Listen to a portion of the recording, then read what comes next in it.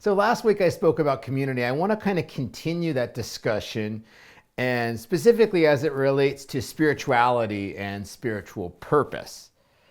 And the best illustration of this is in the Aboriginal cultures, like the Native American cultures on the North American or continent, the South American continent, the South American traditions, the Aboriginals, these kind of, quote, primitive cultures, these shamanistic spiritualities, really have this down, and you have to think about it. They were living in clans. And so their spirituality was all based on community, So when you went on a vision quest, or a walkabout or a medicine journey, or, different traditions call it different things. But when you sought your spiritual gift or your spiritual purpose, it was always in the context about what it would do for your people. The native traditions here on this continent, North America, most all the native names mean the people. It's like, and so when you sought your medicine or your gift, it's like it was always in terms of what it did for your people. Like your medicine is like, this is my medicine, and I do it because it can heal the people, or it makes the people stronger. It's like my medicine makes the people stronger. See, so it's like the intention of your spiritual purpose is grounded in community.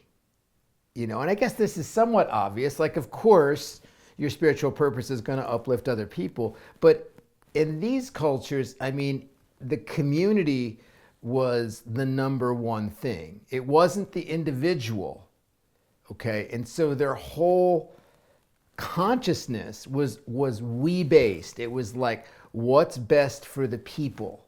So when I thought about my life and my putback, it was like, what is best for my people? What makes sense? I have these gifts, okay, and I'm good at some things and not as good at others. So what's my best gift for the people?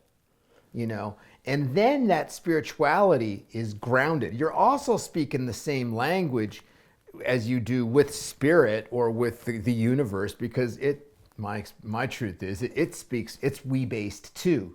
This whole idea that I'm this individual separate person is something that's really in our minds. It's like life is not really like that. At least that's my truth. I don't know what yours is, but so this really adds a lot. It helps us to find a clear intention for our spiritual purpose, for our gift, for the work we do, for the way we make a difference.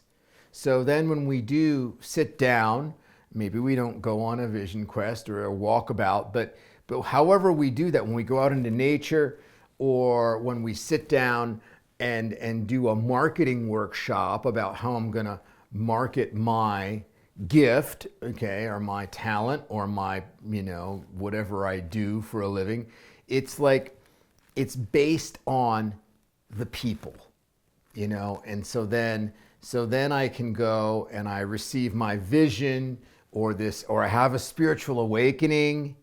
And then it's in terms of, now that I've awakened this, now I can make my people stronger, and this is the best way. Your vision, if you will, or your spiritual calling or your spiritual purpose, in a sense, at least from this perspective, it's like the best way you can make your people stronger.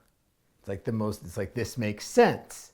And so spirit, if you will, when we receive our vision, is like, okay, well, you have these gifts, so it makes sense that you offer this medicine, this spiritual gift, you offer it to this people. And keep in mind too, if we go back to those Aboriginal cultures, there might have been 100 people in their clan. Well, they weren't all shamans, right? Of course, in our, we all want to, a lot of us, I want to be the shaman, and that's great. But it's like there are other gifts that are equally as important. Okay, they may not be as cool or as sexy or whatever else, or is spiritual, but they're all important. You know, it's like just important is like a spiritual leader, or who, you know, is in charge of the food, or, you know, who's in charge of the children, you know, and the teaching is like all of those things. Those are a spiritual purpose, you know, and so it's all grounded in community. So my invitation to you is, as you consider, you know, if you're considering, you know, what your spiritual gift is, what your spiritual purpose is, to have that intention be community based. Like, it's like, show me, my prayer would be, you know, show me how I can best serve my people. You know, carry that prayer for a while, and I guarantee it'll shift your life, you know, if you're not carrying that prayer already. It's all about intention. Then, and that makes just all the difference in the world. So that's my video for this week.